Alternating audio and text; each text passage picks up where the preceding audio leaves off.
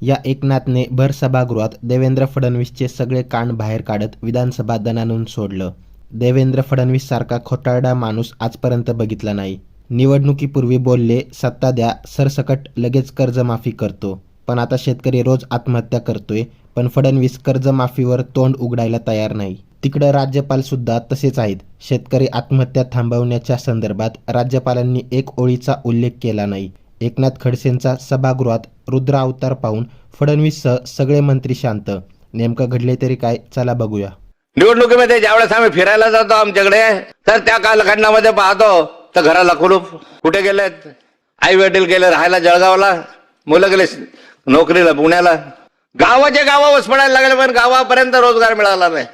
पण शेतकरी आज मरतोय, आत्महत्या करतोय. त्याचं काय? आत्महत्या थांबवण्याच्या संदर्भामध्ये राज्यपालांनी एक ओळीचा उल्लेख केला नाही. एक ओळीचा काय करायचं शेतकऱ्यांनी? शेवटी मरायचं का त्याने किडेमुंग्यासारखं? पण नुसत्या घोषणा करतात. तुमच्या तिजोरीत खळखळाट आहे. तुमच्याकडे आहे कुठे पैसा? किती आहे? 10 लाख कोटीचं कर्ज आहे तुमच्या डोक्यावर. कुठून पैसा आणणार आहात? प्रत्येक वर्षामध्ये राज्यपालांच्या अभिभाषण मी पाहतोय, वाचतोय. अलीकडच्या कालखंडामध्ये सर्वात रट्टाळ असं भाषण असेल तर या वर्षीचं राज्यपालांचं आहे. प्रवीणजी, राज्यपालांचं अभिभाषण म्हणजे काय? आम्ही काय केलं हे थोडक्यात, आणि आम्ही काय करणार आहोत हे विस्तृत. या राज्याची दिशा कशी असावी, धोरणात्मक दिशा कसा असावी, हे राज्य पुढच्या कालखंडात कोणत्या दिशेनं जावं, पुढच्या कालखंडामध्ये धोरणं कसे अवलंबावे, यासाठी राज्यपालांचं अभिभाषण. आम्ही पर्यटनाला चालना दिली. आम्ही कर्नाटक सीमा वादाच्या संदर्भात वकील नियुक्त केला. एक वकील नियुक्त केला की धोरणात्मक होऊ शकते का? आता यामध्ये महाराष्ट्र थेट परकवणूक गुंतवणुकीच्या पसंतीचे राज्य आहे आणि देशातील अग्रेसर औद्योगिक राज्य आहे असं आपण म्हटलेलं आहे. मी जगतापांचं भाषण ऐकत होतो आणि तोच प्रश्न परत तुम्हाला विचारणार. मागचे 10 वर्षाचे आपण भाषण ऐका, वाचा. या 10 वर्षाच्या भाषणांमध्ये जर आपण पाहिलं तर आम्ही डावोसला गेलो, परकीय गुंतवणूक किती आली ते पाहिली, किती आमच्याकडे आले त्याचे सामंजस्य करार झाले. एक वेळ एक श्वेतपत्रिका काढा. या राज्याला समजू द्या की या 10 वर्षामध्ये आमचे सामंजस्य करार एवढे झाले आणि त्या सामंजस्य करारानुसार प्रत्यक्ष गुंतवणूक एवढी आली आणि प्रत्यक्ष रोजगार एवढा मिळाला. एवढी जर गुंतवणूक झाली असतं तर महाराष्ट्र बेरोजगार राहिलाच नसता. पण तुझं कौतुक करावं लागतं. प्रत्येक वेळी इतके आम्ही सामंजस्य करार झाला, इतके झाले, हे दाखवण्याची कला तुमच्यामध्ये आहे.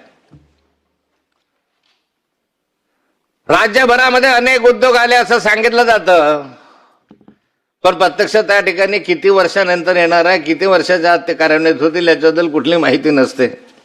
30 लाख कोटी रुपये इतक्या गुंतवणुकीचे सामंजस्य करार केले आणि यामुळे 40 लाख रोजगार निर्मिती होण्यास मदत होईल. वा, 30 लाख कोटी आणि 40 लाख रोजगार. सगळं कसं नोशनल आहे. होणार, येणार, आनंदाची गोष्ट. आम्ही स्वागत करू. असं जर झालं तर स्वागतच केलं पाहिजे. पण आतापर्यंत का रोजगार गेला नाही? का रोजगार बाहेर जातोय? का बेरोजगारी वाढत आहे? का आंदोलन होत आहेत? का संप होत आहेत? रोजगाराच्या हाताला काम मिळत नाही. याच्या संदर्भातली भूमिका काय आपली? 50,000 कोटी इतके गुंतवणूक आकर्षित, 50 लाख इतके रोजगार आकर्षित करणार. म्हणजे या ठिकाणी 70 लाख, 50 लाख, मागच्या याच्यामध्ये 30 लाख, 40 लाख रोजगार. म्हणजे आता रोजगारीच मिटली. कोणी राहिलंच नाही या महाराष्ट्रामध्ये इतके आकर्षित करणार. आणि अध्यक्ष महोदय, या संदर्भामध्ये माझी मागणी राहणार आहे सरकारला की खरोखर एक वेळ येऊ द्या ना महाराष्ट्रासमोर, एक वस्तुस्थिती येऊ द्या श्वेतपत्रिकेच्या माध्यमातून. आम्ही तुमचं कौतुक करू, या सभागृहामध्ये कौतुक करू की वा, राज्य सरकारने या 10 वर्षाच्या दशकपूर्तीच्या याच्यात इतके बेरोजगारी कमी केली, प्रत्यक्ष रोजगार इथे असा झालाय या विभागामध्ये आले. आणि माझी मागणी राहणार आहे अध्यक्ष महोदय की हे सारं करत असताना हे उद्योग जात आहेत कुठे? या महाराष्ट्रामध्ये मुंबई, पुणे, नागपूर, नवी मुंबई, नागपूरला तर नाहीच, नाशिक, पुणे आणि मुंबई, नवी मुंबई याच्या ट्रँगल शिवाय उद्योग कुठे जात आहे? काय महाराष्ट्रामधल्या मराठवाड्याची स्थिती आहे? किती उद्योग महाराष्ट्रामधून मराठवाड्यामध्ये स्थलांतरित झाले, महाराष्ट्रामध्ये आपल्या मराठवाड्यामध्ये नव्याने उभे राहिलेत. प्रदूषण निर्माण करणारे उद्योग फक्त कोकणामध्ये आणायचे. मग आहे काय महाराष्ट्राच्या पलीकडे आहे की नाही? का वर्धा जिल्हा नाही, परभणी जिल्हा नाही, जळगाव जिल्हा नाही, धुळे जिल्हा नाही, नंदुरबार जिल्हा नाही? नंदुरबार जिल्हा तर या महाराष्ट्रात आहे की नाही अशी स्थिती आहे. कोणत्या जिल्ह्यामध्ये उद्योग आहे? आणि मग सारे उद्योजक, सारे शिकलेले मुलं, सारे इंजिनियर्स उठले की पुण्याकडे जातात. आज पुण्यामध्ये सर्वाधिक आयटी उद्योग क्षेत्रामधले मुलं जात आहेत. गावाचे गावं ओस पडायला लागलेत. निवडणुकीमध्ये ज्यावेळेस आम्ही फिरायला जातो आमच्याकडे, तर त्या कालखंडामध्ये पाहतो तर घराला कुलूप. कुठे गेलेत? आई वडील गेले राहायला जळगावला, मुलं गेले नोकरीला पुण्याला. गावाचे गावं ओस पडायला लागले, पण गावापर्यंत रोजगार मिळाला नाही. नोकरी सोडा, पण स्वयंरोजगारासाठी सुद्धा पैसा त्यांना मिळत नाही कर्ज रूपाने, आणि त्यामुळे स्वयंरोजगार सुद्धा त्या ठिकाणी येत नाही. मग महाराष्ट्र विकासाच्या दृष्टिकोनातून चाललाय कुठे? फक्त मुंबई, नवी मुंबई. काय मुंबई नवी मुंबईमध्येच मेट्रोची गरज आहे? काय मुंबई नवी मुंबईमध्ये भुयारी मार्गांची गरज आहे? का नवी मुंबई, मुंबईमध्ये सगळेचे सगळे विस्थापित रस्ते पाहिजेत? त्यातला एखादा रस्ता समृद्धी सोडला तर करा. समृद्धीचा इतका गवगवात, इतकं कौतुक करतात तुम्ही त्या ठिकाणी, दुसरे रस्ते करा. गावामधल्या रस्त्यांची काय अवस्था आज? ग्रामीण रस्त्यांची काय स्थिती आहे? तिथले खड्डे भरायला तुमच्याकडे पैसा नाही, कॉन्ट्रॅक्टरांचा पैसा द्यायला तुमच्याकडे पैसा नाही. ठेकेदारांचे पैसे 2-2, 2.5 वर्ष, 3 वर्ष मिळाले नाही. दरेकर साहेब, रस्ते कसे होतील? पूल कसे होतील? सेंट्रल गव्हर्नमेंटने दिलेल्या रस्त्यांच्या पलीकडे कोणते रस्ते तुमचे झाले तेवढं मला सांगा. मग ग्रामीण भागामधला नागरिक तुम्हाला मतदान करत नाही का? ग्रामीण भागामध्ये जनावरं राहतात, माणसं राहत नाहीत? मग या ठिकाणी अध्यक्ष महोदय, राज्यपाल महोदयांनी धोरणात्मक निर्णयाच्या संदर्भात धोरण घ्यायला पाहिजे की हो, या पुढच्या कालखंडामध्ये आम्ही ग्रामीण भागातले रस्ते सुद्धा शहरी भागातल्या रस्त्यासारखे काँक्रिटीकरण करू. याचं कौतुक करा. पण अध्यक्ष महोदय, हे होत नाही आपल्याला, आणि म्हणून या संदर्भात नाराजी व्यक्त करण्यासाठीच मी बोलतोय.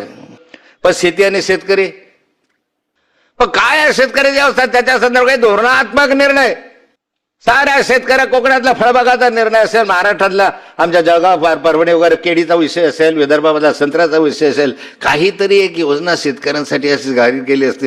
राज्यपालांनी एक धोरणात्मक निर्णय घेतला असता तर योजना अनेक आल्या असतात. पण शेतकरी आज मरतोय, आत्महत्या करतोय. त्याचं काय? आत्महत्या थांबवण्याच्या संदर्भामध्ये राज्यपालांनी एक ओळीचा उल्लेख केला नाही, एक ओळीचा, का महाराष्ट्रातल्या आत्महत्या थांबल्या शेतकऱ्यांच्या? साऱ्या शेतकऱ्यांच्या आत्महत्या दिवसेंदिवस वाढत आहेत. कशामुळे? एका बाजूला महागाई वाढली, दुसऱ्या बाजूला खतांच्या किमती वाढल्या, तिसऱ्या बाजूला शेतमालाला भावने. आज कांद्यावाला नाशिकला रस्त्यावर आहे, परवा केळीवाला रस्त्यावर येतो. काय चाललं राज्यामध्ये? कुठेतरी हमी भाव आहे. हो, राज्यामध्ये पावसाळ्यामध्ये नुकसान झालं, पावसाळ्यात अजूनपर्यंत नुकसान भरपाई मिळाली नाही. केळी पीक विम्यासाठी दररोज आंदोलन आमच्याकडे चाललंय. सावद्याला आज बसले होते लोक. हजारो शेतकरी ओरडताय की केळीचा पीक विमा आम्ही भरला, पण पीक विम्याचा पैसा तर द्या. पीक विम्याचा पैसा घेण्यासाठी राज्य सरकार पुढाकार घेत नाही. काय करायचं शेतकऱ्याने? शेवटी मरायचं का त्याने केडे मुंग्यासारखं? त्याच्या संदर्भात जर उल्लेख याच्यामध्ये नसेल, शेती शेतकरी वारंवार उल्लेख केला. कर्जमाफीच्या संदर्भामध्ये कुठे गेली कर्जमाफी तुमची? या क्षणापर्यंत शेतकऱ्याच्या कर्जमाफीच्या संदर्भामध्ये आता तरी अजून तरी उल्लेखले या अधिवेशनात व्हावी अशी अपेक्षा शेतकऱ्यांची आहे. संपूर्ण कर्जमाफी करण्याचं धोरण तुम्ही निवडणुकीच्या कालखंडामध्ये आपल्या आश्वासनामधून जाहीर केलं. सरसकट कर्जमाफी 30%, 20%, 5% असे नव्हती. पण सरसकट कर्जमाफीच्या संदर्भातल्या घोषणा केल्या. कुठे गेली तुमची कर्जमाफी? मग नुसत्या घोषणा करतात. तुमच्या तिजोरीत खळखळाट आहे. तुमच्याकडे आहे कुठे पैसा? किती आहे? 10 लाख कोटीचं कर्ज आहे तुमच्या डोक्यावर. कुठून पैसा आणणार आहात? आहे तर द्या ना ठेकेदारांचा. ठेकेदारांचा पैसा द्या मंत्र्यांना तुम्ही त्या खात्याचे. अरे काम द्या, तुमचं दायित्व आहे. काम द्या तर पैसे देणं हे तुमचं दायित्व आहे. कशाला का ठेकेदाराचं कामं करायचे तुम्ही नुसते त्यांच्याकडून करून घ्यायचं दलालीसाठी, कमिशन घेण्यासाठी, 5%, 10% कमवण्यासाठी कामं मंजूर करतात. पैसे द्यायच्या वेळेला टाळाटाळ करतात. द्या ना पैसे असतील पैसे तर का पोकळ घोषणा करताय ते?